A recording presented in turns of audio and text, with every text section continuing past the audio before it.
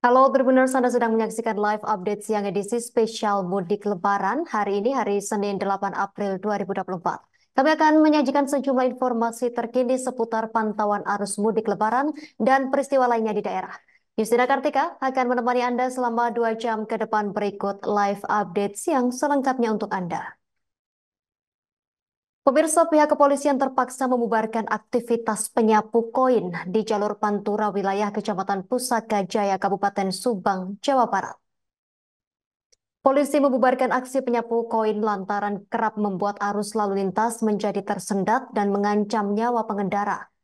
Kapolsek Pusaka Negara Kompol Jusdi Jahlan menuturkan, penertiban aktivitas warga penyapu koin sudah dilakukan sejak momen mudik berlangsung. Namun hingga saat ini masih saja terdapat warga yang berdiri di pinggir Jalan Pantura, tepatnya di Jembatan Sewoharjo perbatasan antara Subang dan Indramayu. Imbauan polisi sama sekali tak diindahkan oleh penyapu koin dan malah kucing-kucingan dengan polisi. Banyaknya penyapu koin membuat pemudik terpaksa harus mengurangi kecepatannya hingga 20 km per jam saat memasuki kawasan Jembatan Sewoharjo. Pihak kepolisian dan TNI pun terpaksa bekerja lebih keras di pos PAM Sewoharjo. Pihak berwajib berusaha membubarkan para penyapu koin tersebut dengan patroli menggunakan kendaraan roda 2, melakukan sterilisasi bahu jalan yang digunakan oleh para penyapu koin. Namun sayang upaya petugas tersebut justru tak digubris oleh para penyapu koin. Para penyapu koin malah kucing-kucingan dengan para polisi. Kalau polisi datang, para penyapu koin bubar ke sawah, sementara polisi patroli ke tempat lain, para penyapu koin tersebut datang lagi beraktivitas. Kapolsek Pusaka Negara Kompol Jusdi Jahlan mengatakan, jajaran TNI Polri di Pos Pam Sewarjo sudah berusaha semaksimal mungkin untuk mengatur lalu lintas dan membubarkan penyapu koin. Pihaknya juga terus berusaha mengimbau dan meminta pengertian kepada masyarakat yang beraktivitas menyapu koin agar tidak beraktivitas di tengah padatnya arus kendaraan pemudik. Menurut Jusdi, Minggu malam hingga dini hari Senin, 8 April 2024, pihak kepolisian kembali membubarkan paksa para penyapu koin. Pembubaran disusul dengan tindakan penyisiran di sepanjang Jalan Raya Sewoharjo. Hasilnya pihaknya berhasil mengamankan sekitar 100 alat penyapu koin dari warga. Sementara itu, selama momen mudik Lebaran 2024 ini, petugas akan terus melakukan patroli di lokasi yang menjadi salah satu aktivitas warga sebagai penyapu koin.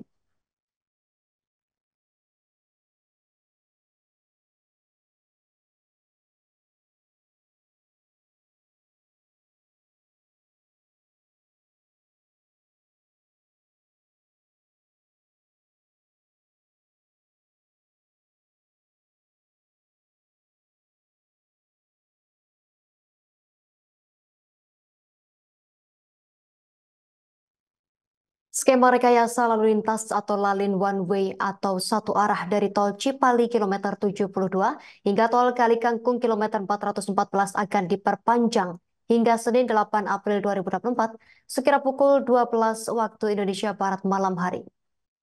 Korlantas Polri akan kembali memperlakukan rekayasa lalu lintas one way mulai dari kilometer 72 tol Cipali Jawa Barat sampai kilometer 414 gerbang tol Kalikangkung Jawa Tengah.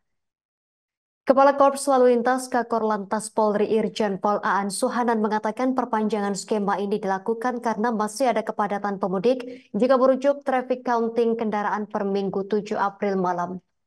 Jika mengacu pada surat keputusan bersama SKB rekayasa tersebut hanya diterapkan sampai Minggu 7 April pukul 12 malam waktu Indonesia Barat.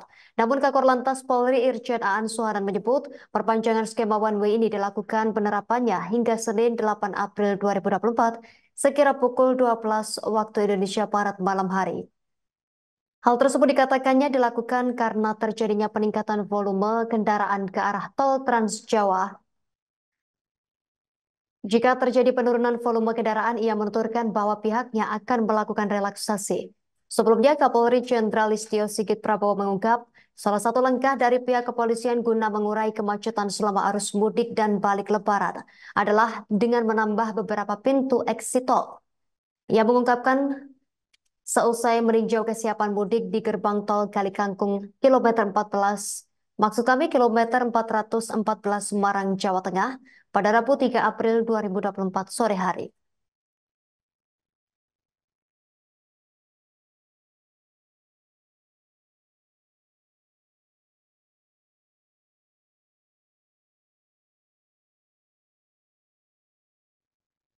Pemirsa, kecelakaan maut terjadi di ruas Jalan Tol Jakarta Cikampek kilometer 58. Kakor Lantas Polri Irjen Aan Suhanan menyatakan 12 korban meninggal dunia akibat kecelakaan maut di kilometer 58 Jalan Tol Jakarta Cikampek pada Senin 8 April 2024 pagi hari mengalami luka bakar hebat. Aan mengatakan pihaknya sulit mengidentifikasi 12 korban tersebut, namun seluruh korban sudah dilarikan ke Rumah Sakit Umum Daerah RSUD Karawang. Kecelakaan tersebut melibatkan 3 kendaraan meliputi 2 mobil minibus Daihatsu Grand Max, Terios, dan 1 mobil bus. Adapun 12 korban tersebut merupakan pengemudi beserta penumpang mobil Grand Max yang melintas di Jalan Tol Jakarta Cikampek. Aan menyebut berdasarkan temuan di lapangan, surat tanda nomor kendaraan STNK dari Daihatsu Grand Max berasal dari Jakarta Timur. Selain itu ada 2 orang korban mengalami luka-luka, di antaranya 1 orang dari kernet bus dan 1 orang lain yang merupakan pengemudi minibus Terios. Aan berujar untuk sementara ini kronologi terjadinya kecelakaan maut di kilometer 58 Jalan Tol Jakarta Cikampek masih dalam penyelidikan. Sementara itu dikatakannya untuk penyebab kecelakaan dan sebagainya masih diselidiki pihaknya dan tim olah TKP yang akan datang ke TKP. Sebagai informasi, kecelakaan beruntun terjadi di jalur kontraflow kilometer 58 Jalan Tol Jakarta Cikampek pada H-2 Lebaran atau pada Senin 8 April pagi.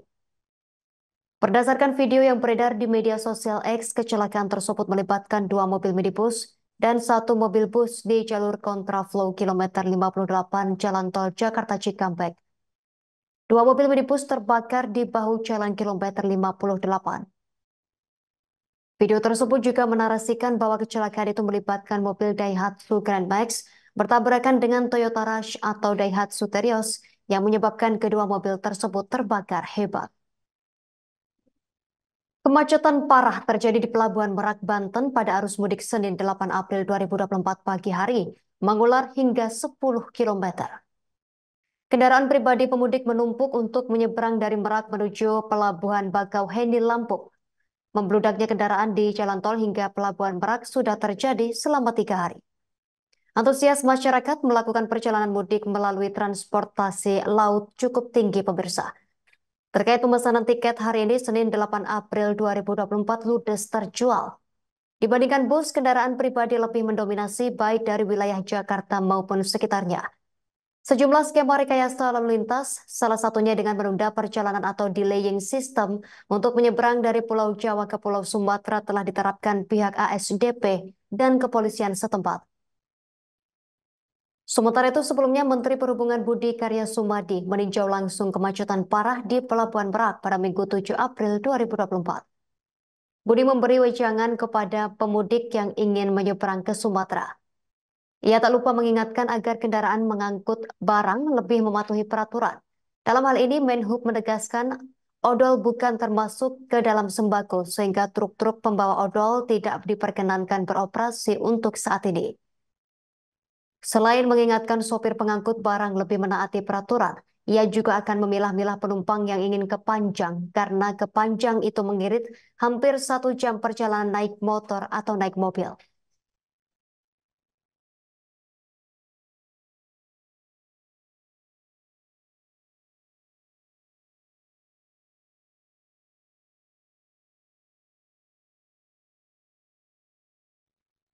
Pemirsa, seorang ibu dan keempat anaknya terlihat berdiri kebingungan di pinggir jalan tak jauh dari Pelabuhan Merak, Banten pada Minggu 7 April 2024.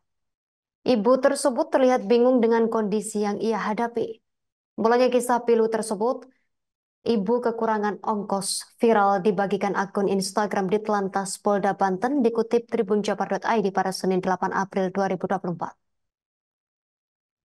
Sang ibu bersama 4 anak kecil termasuk seorang balita yang masih digendong dan disusui. Bahkan ia membawa barang bawaan yang cukup banyak. Ibu 4 orang anak itu mengaku pada momen Lebaran 2024 ia mudik lantaran diusir mertua dan suaminya. Malangnya belum sampai pertengahan jalan, ia kehabisan ongkos untuk pulang kampung di Surabaya. Beruntungnya ia bertemu polisi wanita atau polwan yang membantunya. Dalam video viral yang dibagikan terlihat seorang polwan menghampiri seorang ibu. Ibu-ibu mengenakan hijab merah muda tersebut tak sendirian. Ia terlihat memboyong 4 anaknya yang masih kecil. 1 anaknya di antaranya masih harus ia gendong. Terlihat ibu tersebut dan ketiga anaknya berada di pinggir jalan, hingga akhirnya terlihat dihampiri seorang polwan yang diduga sedang bertugas memantau lalu lintas. Kemudian tampak ibu tersebut diajak mengobrol dari sang korban. Maksud kami, diajak mengobrol dengan sang polwan. Ternyata ibu tersebut curhat bahwa mertua dan suaminya marah hingga dirinya diusir. Dalam keterangan disebutkan kronologi ibu yang terlantar dengan anak-anaknya itu terjadi di Banten. Awalnya ibu tersebut datang dari Palembang untuk pergi ke Surabaya. Namun sesampainya di Banten ia kehabisan ongkos.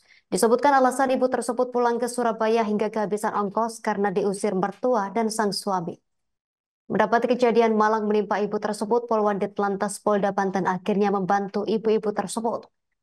Poluan tersebut memberikan ongkos dan uang saku untuk perjalanan pulang ibu-ibu tersebut. Kini kisah pilu ibu-ibu yang kehabisan ongkos tersebut viral dan menyita perhatian warganet.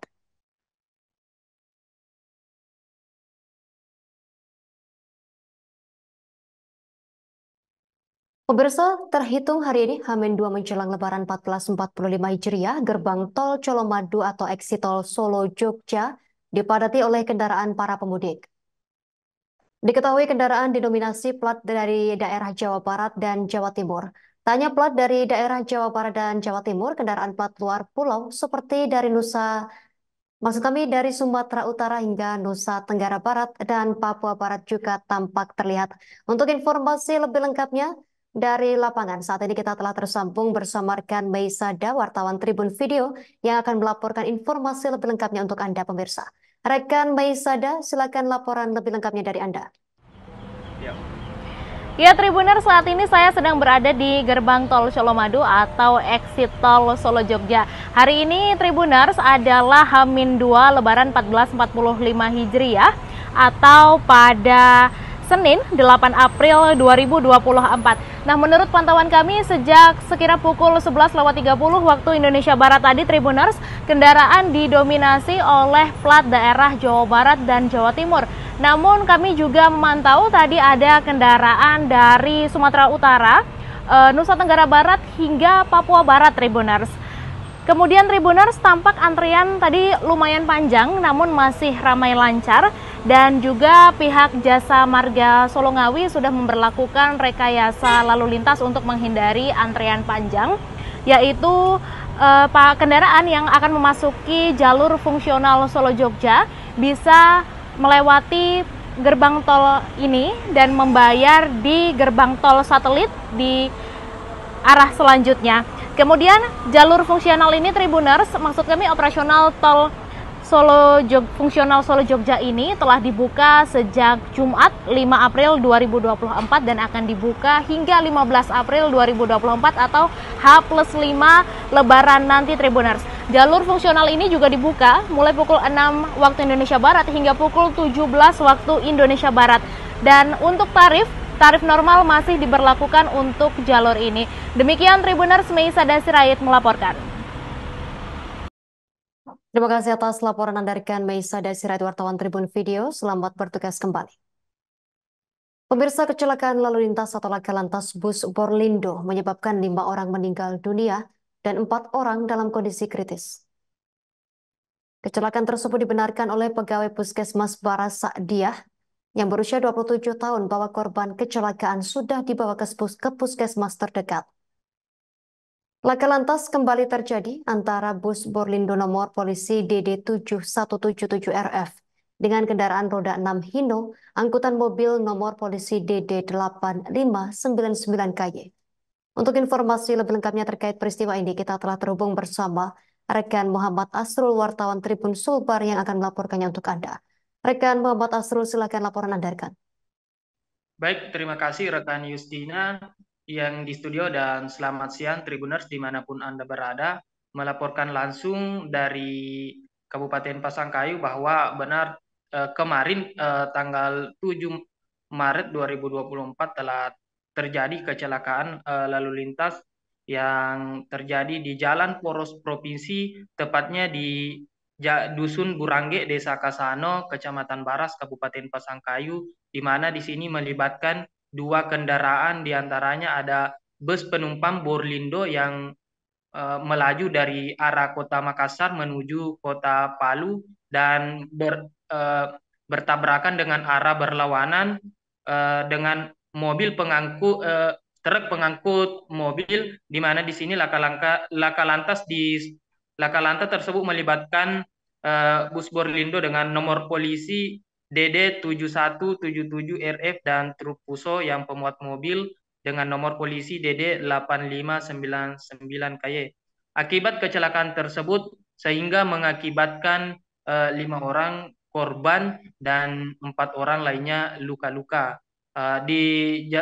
Terlihat dari pantauan kami di lapangan bahwa kejadian ini bermula pada saat truk pengangkut mobil ini ketika ingin mendahului kendaraan yang ada di depannya di posisi tikungan jalan, dan kebetulan dari arah berlawanan bus Borlindo melewati tikungan, akhirnya terjadilah kecelakaan maut di sana dan mengakibatkan korban jiwa pada saat lokasi kejadian.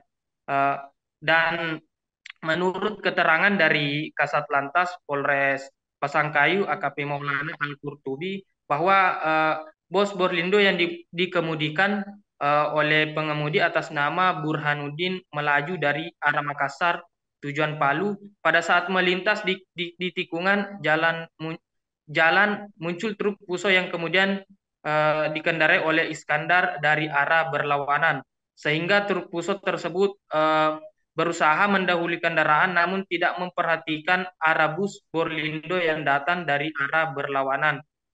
Dan pada kecelakaan tersebut mengakibatkan 5 orang dan selebihnya dilarikan ke puskesmas dan rumah sakit terdekat. Adapun kerusakan yang terjadi pada kecelakaan tersebut yakni pada mobil truk Puso ini terjadi kerusakan parah di bagian depan kaca mobil dan juga di bagian bumper, dan untuk bus Borlindo itu sendiri kerusakannya di bagian sisi sebelah kanan bagian belakang. Dan untuk sementara kendaraan dari pantauan kami di lapangan dari kedua kendaraan tersebut sudah diamankan di sisi pinggir jalan dan akan dibawa ke Polres Pasangkayu, dan untuk para pengendaranya juga sudah diamankan di Polres Pasangkayu untuk dimintai keterangan dari pihak kepolisian. Demikian rekan Justina, kembali ke studio. Terima kasih rekan Muhammad Asrul, wartawan Tribun Sulbar atas laporan dan juga informasi dari Anda. Selamat bertugas kembali. Pemirsa, mudik Lebaran 2024 di Pelabuhan Bangsalai Siwa, Kecamatan Pitung Panua, Kabupaten Wajo berakhir pada Minggu 7 April 2024. Hal tersebut ditandai dengan pemberangkatan kapal motor atau KM New Rose dengan rute Siwa atau Sulsel menuju Tobago Sultra. Untuk informasi lebih lengkapnya akan dilaporkan rekan Japal Kubais, wartawan Tribun Timur untuk Anda. Rekan Japal Kubais, silakan laporan Anda, rekan. Baik rekan Justina, di studio dan Tribuners dimanapun Anda berada, dapat kami laporkan bahwa pada Minggu 7 April 2024 merupakan hari terakhir mudik Lebaran 2024 di Pelabuhan Bangsalai, Kecamatan Pitung Panua, Kabupaten Wajo, Sulawesi Selatan. Hal tersebut ditandai dengan pemberangkatan kapal motor New Rose dengan rute Siwa menuju ke Pelabuhan Tobago, Sulawesi Tenggara. Kepala Bidang Laut Dinas Perhubungan Kabupaten Wajo, Muhammad Asri, mengatakan bahwa puncak arus mudik sudah terjadi sejak 3 hari yang lalu, di mana setiap harinya ada 3 kapal yang datang dan juga berangkat di Pelabuhan Bangsalai secara bergantian. Adapun untuk jadwal keberangkatan yakni pada pukul 9, 11.30 dan juga 14.00 WITA.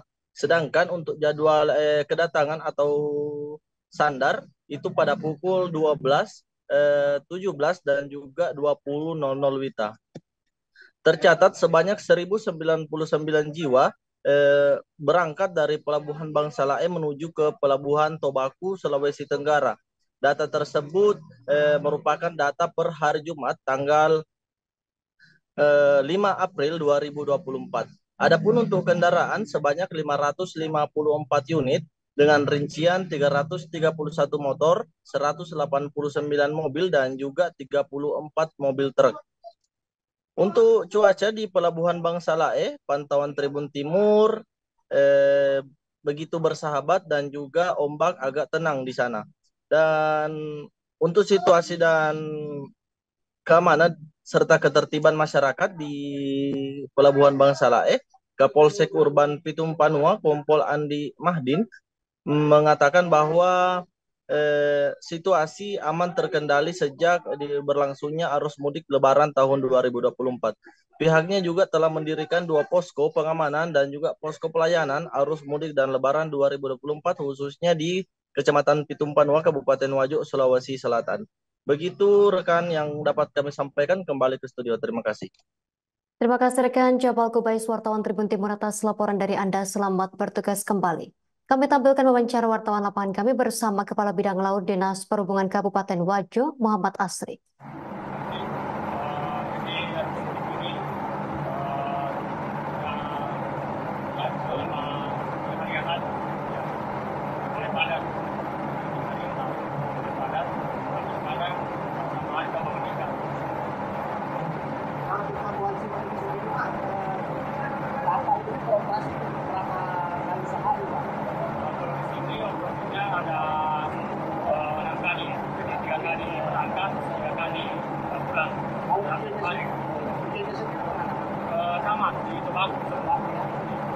Kira-kira estimasi penumpang yang menyeberang melalui pelabuhan sini ada berapa banyak? Oh, estimasi kalau di sini sekarang beda, ada kapal 3, kan? Ada mata. Oke, sebenarnya selama ini selama ini kita melakukan. Kalau yang melalui di sini mendominasi itu punya angkutan orang atau barang? Oh, kalau di sini dua-duanya ya, dua-duanya. Ada orang, ada juga barang, kendaraan. Apakah di sini dan perhubungan sendiri, puncak harus mudik di Pelabuhan Bangsa Lae ini kapan terjadi? Perkiraan kita insya Allah mulai besok ya. Misalnya H-3 sudah mulai puncak barang. Pak, kalau khusus nanti adakah untuk puncak arus balik, Pak? Kapan mulai? Perkiraan arus balik itu H-2. Itu biasa lebih kencang arus baliknya daripada sebelumnya. Pemirsa, Posko Mudik Adventure Point Mitsubishi akan memanjakan customernya saat mudik Lebaran Idul Fitri 1445 Hijriah di res area utama raya Kecamatan Banyu Klukur, Kabupaten Situbondo pada Minggu 7 April 2024. Selain menyiapkan berbagai suku cadang, Posko Adventure Point Mitsubishi ini juga melayani pergantian oli mobilnya. Ada 3 paket yang ditawarkan customer dalam perawatan mobilnya, diantaranya paket 1 dengan melayani pergantian oli dan filter oli. Untuk informasi lebih lengkapnya, kita telah terhubung bersama rekan Izzy Hartono, wartawan Surya Malang, yang akan melaporkannya untuk Anda. Rekan Izzy Hartono, silakan laporan Anda, rekan. Baik, rekan Justina, kami dapat laporkan dari Kabupaten Situbondo. Posko Mudik Adventure Point Mitsubishi akan memanjakan customernya saat mudik Lebaran Idul Fitri tahun 1445 Hijriah di res area utama raya Kecamatan Banyu Klukur, Kabupaten Situbondo, Minggu tanggal 7 bulan 4 2024. Selain menyiapkan berbagai suku cadang, Posko Adventure Point Mitsubishi ini juga melayani pergantian oli mobil para pemudik. Ada 3 paket yang ditawarkan customer dalam perawatan mobilnya, diantaranya paket 1 dengan melayani pergantian oli dan filter oil. Sedangkan untuk paket 2, Posko Adventure Point Mitsubishi juga melayani pergantian oil, filter udara dan AC, serta paket ketiga melayani pergantian oli, keselung fuel system cleaner dan aki serta kampas rem. Tak hanya itu, Adventure Point Mitsubishi juga menyediakan ruang relaksasi dan pijat elektrik serta minuman gratis bagi pengemudi dan penumpang yang menggantikan oli mobilnya di posko tersebut.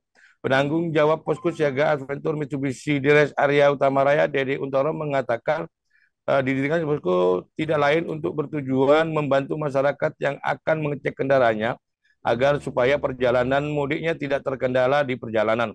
Selain itu, kata Dedi, pihaknya juga menyediakan berbagai fasilitas, diantaranya voucher, hadiah, makanan, dan minuman, sehingga pemudik bisa tenang.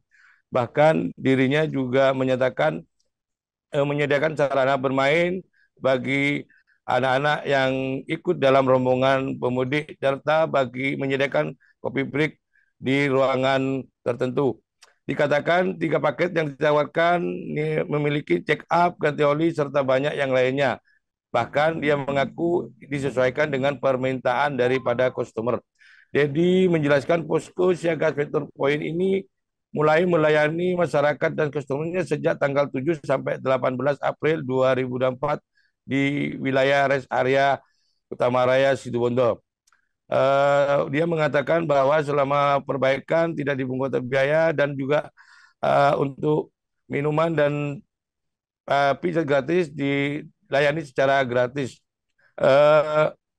Jadi juga mengatakan fasilitas di ruangan santai, bahkan pihaknya berjanji juga akan memberikan souvenir bagi masyarakat dan sebenarnya yang singgah di posko rest area yang telah didirikan tersebut.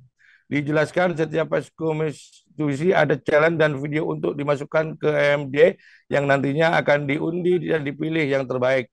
Bahkan dia menyatakan bahwanya hadiah nantinya akan diundi secara online. Dengan adanya posko ini, Dedi menyatakan bisa membantu pelanggan dan customernya yang melintas di Jalan Raya Pantura Situbondo. Bahkan lebih-lebih bisa mengenalkan sehingga Mitsubishi menjadi yang terbaik di Indonesia. Demikian rekan Justina dapat kami laporkan dari Situbondo.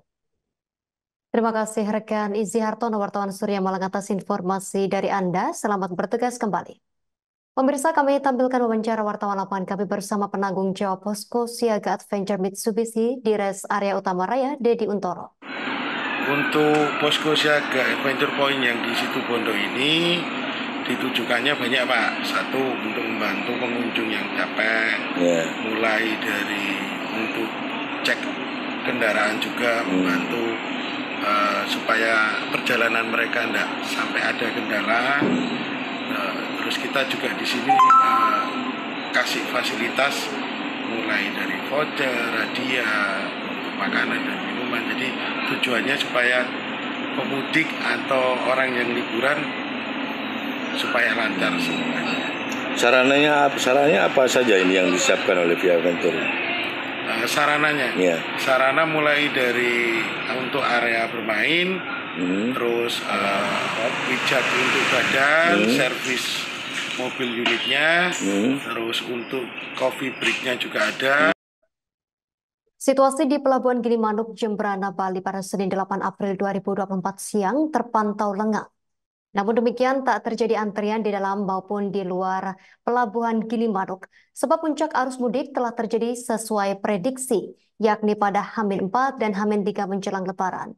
Selama 8 hari atau sejak H-10 hingga H-3 Lebaran kemarin, tercatat sudah ada sebanyak 339.595 orang meninggalkan Bali via Pelabuhan Gilimanuk. Lebih lengkapnya akan dilaporkan rekan Imade Prasetya Aryawan, wartawan Tribun Bali untuk Anda pemirsa. Rekan Imade Prasetya Aryawan, silakan laporan lebih lengkapnya dari Anda. Baik, selamat siang Tribuners. Dapat kami laporkan dari Kabupaten Jemberana, khususnya di Pelabuhan Gilimanuk. Situasi dan kondisi saat ini terpantau sudah sangat-sangat lengang, di mana prediksi arus mudik atau puncak arus mudik sudah terjadi sesuai prediksi, yakni di H-4 dan H-3 kemarin, di mana pada H-4 pada Sabtu 7 April 2024 tercatat ada sekitar 71.000 lebih orang yang meninggalkan Bali via Pelabuhan Gilimanuk. Sementara pada H-3 atau Minggu 7 April kemarin tercatat ada 77.000 lebih orang yang sudah menggunakan jasa Pelabuhan Gilimanuk untuk selanjutnya menuju Pelabuhan Ketapang. Nah, kemudian pada hari Senin 8 April 2024 tadi situasi dan kondisi di Pelabuhan Gilimanuk sendiri hanya terjadi antrian di dalam area pelabuhan. Hal ini tidak seperti 2 hari sebelumnya, di mana antrian kendaraan angkutan barang, kendaraan kecil atau mobil pribadi yang sampai di Terminal Kargo Gilimanuk. Bahkan pada minggu pagi kemarin, antrian kendaraan kecil sudah sampai Hutan Cekik atau jaraknya sekitar 5 kilometer lebih.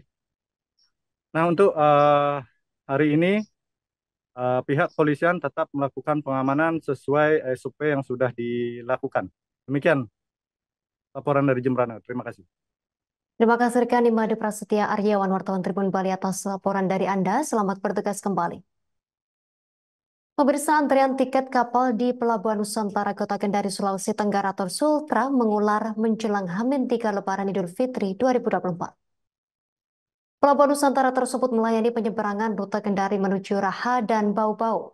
Pantauan tribunnews.sultra.com pada Minggu 7 April 2024, para pemudik yang hendak membeli tiket tampak membuat 4 barisan karena tidak muat di bagian belakang. Untuk informasi lebih lengkapnya akan dilaporkan rekan Dewi Lestari, wartawan Tribunnews Sultra untuk Anda. Rekan Dewi Lestari, silakan laporan lebih lengkapnya. Ya, terima kasih Yustina melaporkan dari Kota Kendari, Sulawesi Tenggara bahwa menjelang H-3 Lebaran Idul Fitri 2024, para pemudik memadati loket tiket di Pelabuhan Nusantara untuk rute Kendari Raha dan Bau-Bau.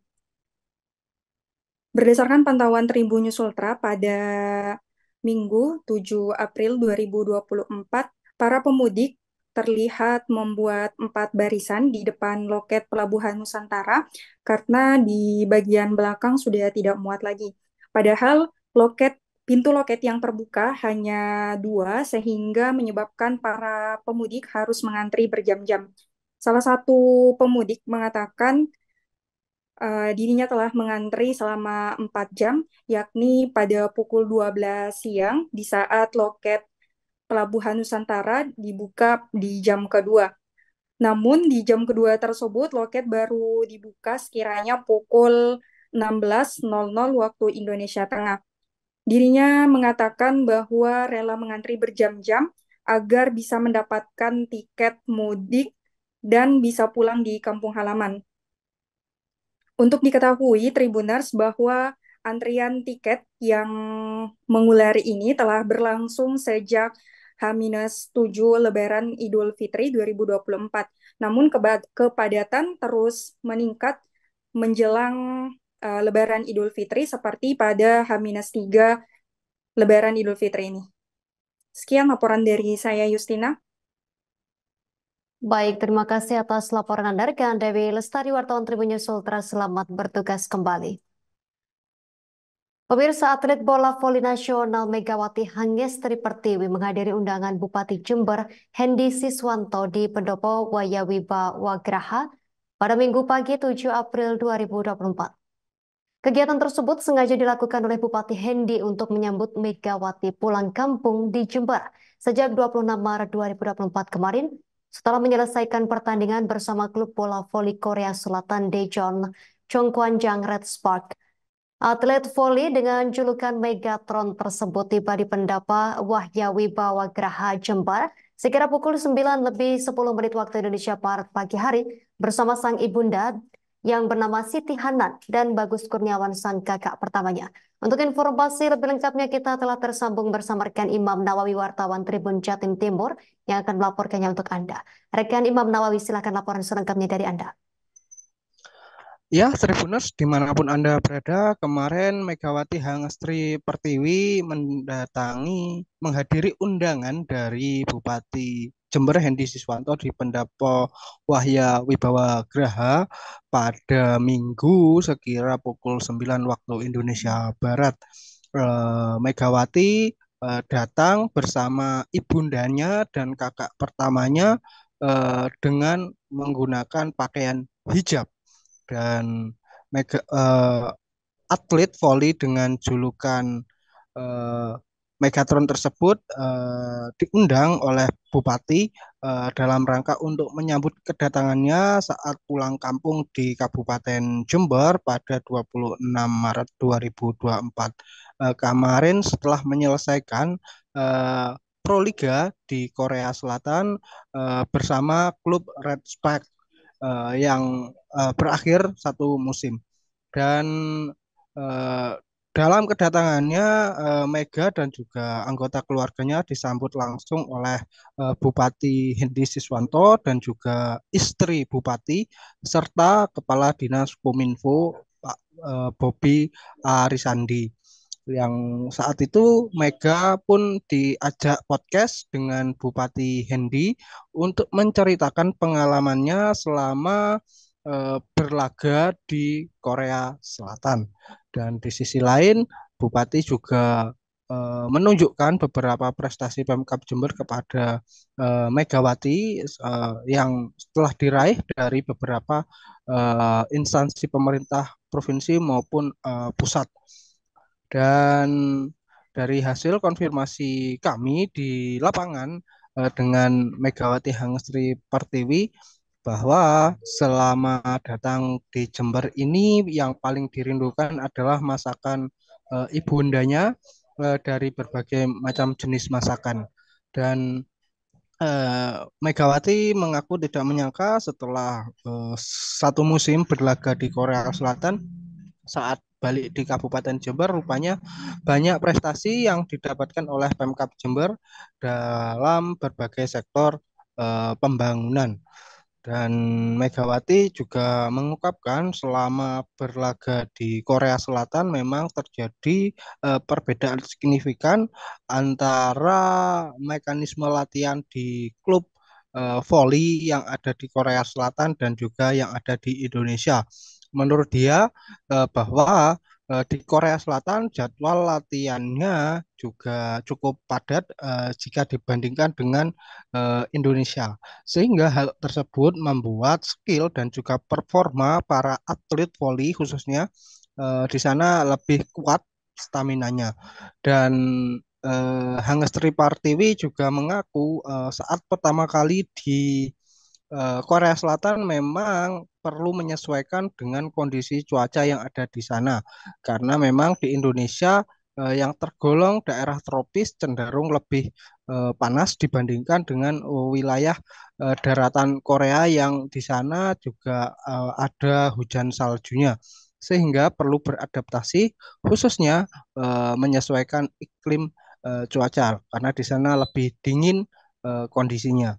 Dan Megawati juga mengatakan bahwa pada saat ini telah bergabung dengan klub Jakarta Bin untuk Proliga Indonesia 2024 dan akan kembali lagi ke Jakarta atau menyelesaikan pulang kampungnya itu pada 11 April 2024 untuk persiapan Proliga. Dan Megawati juga mengakui dalam pertandingan Proliga yang ada di dalam negeri ini nantinya ada teman sejawatnya yang kemarin sempat satu tim di Korea Selatan bernama Gia akan yang saat ini sudah bergabung dengan Pertamina Enduro dan Mega juga mengaku siap menghadapi temannya tersebut walaupun temannya juga memang sulit ditaklukkan. Memang karena di dalam lapangan yang bersangkutan tetaplah lawan yang tangguh, tetapi di luar itu tetap teman terbaik untuk menjadi teman curhatnya yang selama dia berada di Korea. Dan Bupati Jember Hendi Siswanto juga mengatakan bahwa Megawati Hangestri Pertiwi ini merupakan atlet yang memang cukup membanggakan bagi Kabupaten Jember dan Indonesia, bahkan Bupati menjulukinya sebagai Sri Kandi Voli Jember untuk Indonesia. Dan karena prestasinya sampai melalang buana di luar negeri bahkan hingga kini menjadi top 2 atlet terpopuler di dunia sementara ini. Sehingga Hal tersebut merupakan menjadi kebanggaan tersendiri khususnya bagi Pemkab Jember pada umumnya. Dan Bupati Jember juga mengajak kepada generasi muda khususnya untuk tetap semangat dan berlatih dalam meraih cita-cita apapun khususnya di bidang olahraga yang saat ini sedang berjuang. Karena prestasi itu bisa diraih oleh mereka yang mau bekerja keras dan rajin latihan. Dan Pemkab Jember juga berupaya untuk membenahi sistem manajemen olahraga yang ada di Kabupaten Jember agar semakin banyak atlet yang melalang buana di kompetisi nasional maupun internasional, yang diharapkan ada banyak lagi megatron dari berbagai macam jenis olahraga yang nantinya akan melambung namanya dan bisa membawa nama Jember di top internasional. Mungkin hanya ini yang dapat kami laporkan. Saya kembalikan ke Justina yang ada di studio. Terima kasih rekan Imam Nawawi, wartawan Tribun Jatim Timur atas informasi dari Anda. Selamat bertugas kembali rekan. Kami tampilkan wawancara wartawan lapangan kami bersama Megawati Hangestri Pertiwi, atlet bola voli. Pertama kali selama saya di Korea, saya menemukan perbedaan sih Pak di latihan di Korea sama Indonesia. Mungkin di Korea lebih padat latihannya, lebih padat gitu. Mungkin di Indonesia nggak sepadat di Korea, kayak gitu aja sih Pak perbedaan.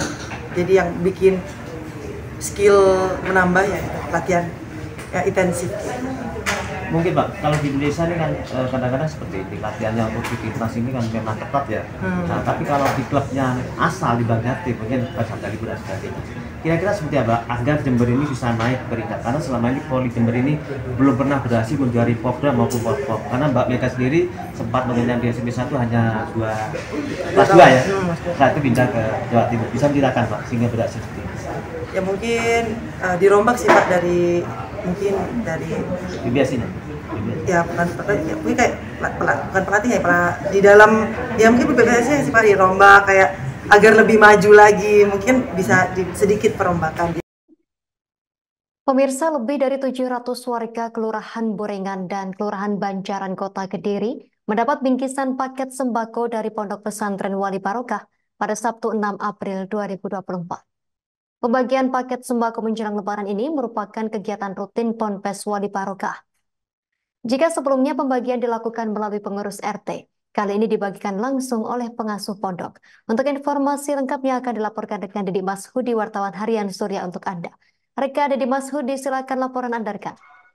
Ya, selamat siang Justina, selamat siang Tribuner. Kami laporkan dari Kota Kediri, Pondok Pesantren Wali Barokah Kota Kediri telah membagikan bingkisan paket sembako kepada 700 lebih masyarakat yang ada di sekitar pondok, yang ada di Kelurahan Borengan dan Kelurahan Banjaran. Dan pondok ini memang ada di lokasi dua kelurahan ini, sehingga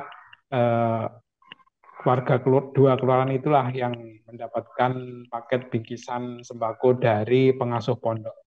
Dan untuk tahun ini pembagian langsung dilakukan di pondok oleh pengasuh pondok, dan tahun-tahun sebelumnya pembagian dilakukan oleh pengurus RT RW di masing-masing kelurahan. Dan seperti disampaikan oleh Wakil Ketua Pondok Wali Barokah Kota Kediri, Bapak Agung Rianto, disampaikan bahwa kegiatan ini merupakan kegiatan rutin yang setiap tahun dilaksanakan untuk sebagai bentuk kepedulian pondok terhadap masyarakat yang ada di sekitar pondok. Dan kegiatan ini juga mendapat apresiasi dari Camat Kota Kediri, Haji Kolisudin, yang menyampaikan bahwa Pondok Wali Barokah selain mendidik anak bangsa dengan akhlak yang baik, juga memberikan kontribusi ekonomi kepada masyarakat yang ada di sekitarnya. Perputaran ekonomi di Kelurahan Banjaran dan Kelurahan Borengan ini sangat baik sekali karena ada ribuan santri-santri yang ada di Ponpes Wali Barokah ini yang setiap hari atau setiap liburan mereka akan mendapatkan berkah dari santri-santri yang tinggal di asrama pondok untuk berbelanja kebutuhan makanan dan juga yang lainnya. Sehingga keberadaan Pondok Wali Barokah ini sangat meningkatkan perekonomian warga yang ada sekitar pondok. Dan kegiatan ini berlangsung lancar. Sebelumnya juga diawali dengan pembagian door prize bagi warga yang beruntung mendapatkan sejumlah peralatan rumah tangga seperti setrika, mesin cuci, dan juga Maggie Jar. Demikian laporan rekan Justinya dari Kota Kediri, Jawa Timur. Selamat siang. Baik, selamat siang rekan Deddy Masudi. Terima kasih atas laporan dari Anda. Selamat bertugas kembali. Pemirsa, kami tampilkan wawancara wartawan lapangan kami bersama Haji Kolisudin, Camat Kota Kediri, dan Haji Agung Rianto, Wakil Ketua Ponpes Wali Barokah Kota Kediri. Pesantren Wali Barokah ini memang luar biasa. Selain mendidik, anak bangsa, mempunyai akhlak yang bagus, keberadaan dari Wali Barokah ini salah satunya ya ini tadi santunan sembako ini bisa dilaksanakan.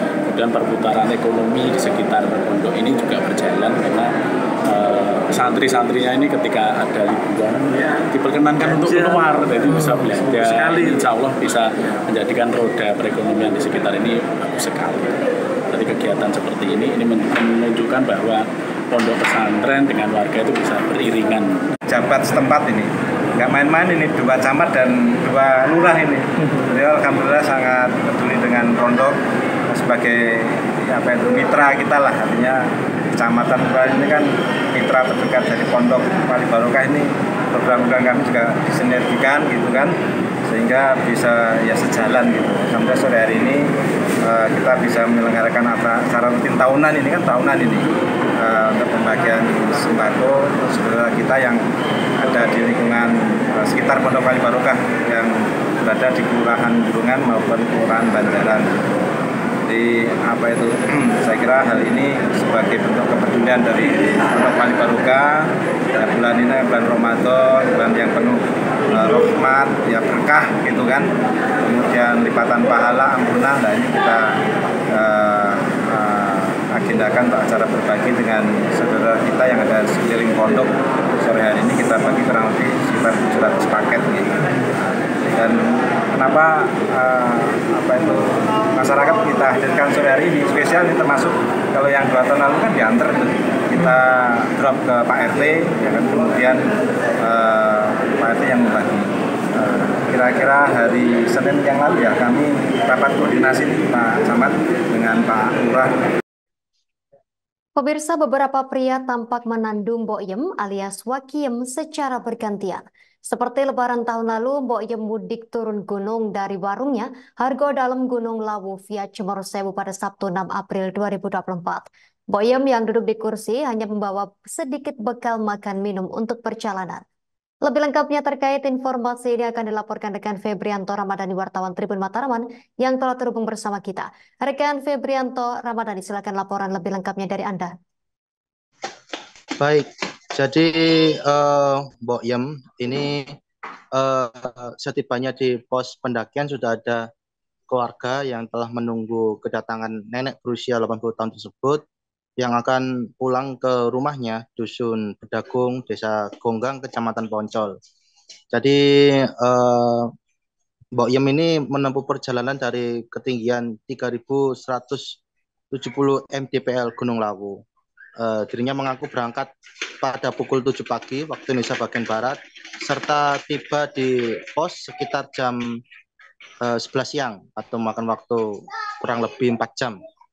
Jadi selama libur lebaran ini ia akan menghabiskan waktu bersama 4 anak dan cucunya. Jadi ia akan libur selama setengah bulan. Jadi karena Idul Fitri ini dia akan beraktivitas ke warung setelah lebaran jika kondisinya fit. Jadi kenapa ditandu? Karena kondisi Mbok Yem ini sudah tua dan tidak kuat kalau harus berjalan. Ya. Jadi Mbok Yem ini setahun sekali pulang dan berkumpul bersama keluarga menjelang malam 27 Ramadan. sudah 3 lebaran ini turun gunung dengan cari tandu, pulang dijemput naik mobil bersama anak, dan sebelum bertemu keluarga, ia mampir dulu ke Pasar Klausan. Di tempat yang sama, Mariono dan Jarwo, 2 orang yang mengusung tandu Mbok Yem, menuturkan selama perjalanan sempat beristirahat sebanyak 4 kali karena medan yang terjal dan berbahaya, sehingga harus berhati-hati. Menurutnya Mbok Yem sudah 5 tahun ini hanya pulang setahun sekali karena usianya sudah lansia. Sebelumnya memang sering turun gunung, setahun bisa 3 kali lebih. Tapi karena usianya sudah sepuh, jadi sekarang tinggal setahun sekali saja, tepatnya menjelang waktu mau lebaran. Kehadiran Mbok Yem menarik perhatian seorang wisatawan yang sedang berkemah di area pos pintu masuk Cemorosewu bernama Mukhlas. Pria asal Ngawi, sekaligus pemudik dari Purwakarta ini terlihat gembira saat mengetahui Mbok Yem turun gunung. Ia bersama keluarganya bersalaman dan berfoto dengan Mbok Yem. Mukhlas sengaja mampir mendirikan kemah di area pos pintu masuk pendakian tersebut. Tahu Mbok Yem dari pemberitaan di media hingga sosmed teman-temannya. Ia baru pertama kali ketemu Mbok Yem secara langsung, rasanya sangat senang sekali. Momen yang langka itu mudah-mudahan ia berdoa semoga Mbok Yem diberikan kesehatan. Demikian yang bisa saya sampaikan, kembali ke studio. Terima kasih rekan Febrianto Ramadhani, wartawan Tribun Mataram atas informasi Anda. Selamat bertugas kembali. Pemirsa, wartawan lapangan kami juga telah mewawancarai Mbok Yem dan juga Mukhlas warga. Secara langsung berikut kami tampilkan tayangannya untuk Anda. Merantau 3, di rumah 1, nomor 2. Mbok, tadi berangkat dari atas jam berapa tadi Mbok? 7. Jam 7. Itu sekitar 3 jam sampai bawah gitu? Iya. Jadi setiap tahun turun gitu? Iya. Berapa hari biasanya? Ya, tengah bulan ya, renek.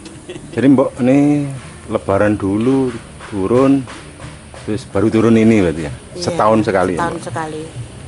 Mbok kan dulu pernah dikhawatirkan kebakaran itu Mbak, warungnya, tapi selamat ya Mbak ya? Alhamdulillah, selamat.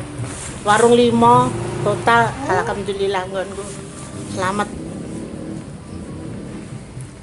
Kenal Mbok Yem dari mana nih? Dari media itu, dari Instagram teman-teman kan suka naik juga di sini. Jadi, kalau ketemu Mbok Yem berapa kali sih? Baru kali ini, baru pertama kali ini sama istri. Seneng Mbak? Seneng banget, seneng banget. Momennya pas saya ini kan niatnya mudik dari Purwakarta ke Ngawi. Jadi mampir sini, ngecamp sini sama anak istri. Kebetulan pas ini saya tunggu-tunggu. Ketemu tadi putranya itu apa yang bapaknya. Pemirsa, beralih ke informasi selanjutnya, menjelang Lebaran Idul Fitri 1445 Hijriah, Kepala Dinas Perhubungan Dishub Kabupaten Bulungan Yunus Luat memastikan seluruh moda transportasi dalam keadaan aman dan nyaman saat digunakan pemudik. Sehingga ketika terdapat kendaraan yang tidak layak pakai atau dirasa membahayakan, baik penumpang maupun pengemudi segera dilakukan penggantian. Untuk informasi lebih lengkapnya kita tersambung bersama rekan Desi Kartika Ayu, wartawan Tribun Kaltara, yang akan melaporkannya untuk Anda. Rekan Desi Kartika Ayu, silakan laporan Anda, rekan. Baik, terima kasih rekan Justina dan Tribuners dimanapun berada, dari Tanjung Salar melaporkan. Memang benar untuk jelang Lebaran H-2 Lebaran Idul Fitri tahun 1945 Hijriah, Kepala Dinas Perhubungan Kabupaten Bulungan yakni Bapak Yunus Luat memastikan seluruh moda transportasi dalam keadaan aman dan nyaman saat digunakan oleh pemudik.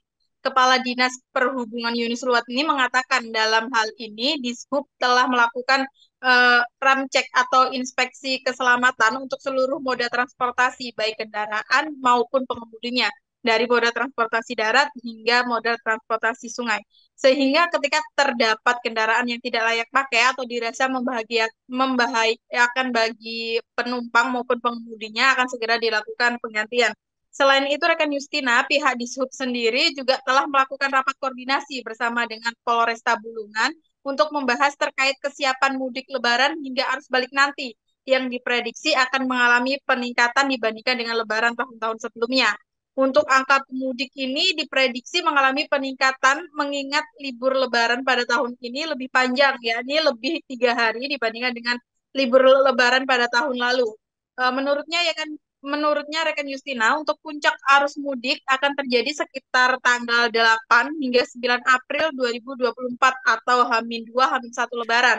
Oleh karena itu, sesuai dengan instruksi yang telah diberikan oleh kantor pusat untuk jadwal mudik ini disesuaikan agar tidak menumpuk hanya di satu tempat saja, rekan Justina.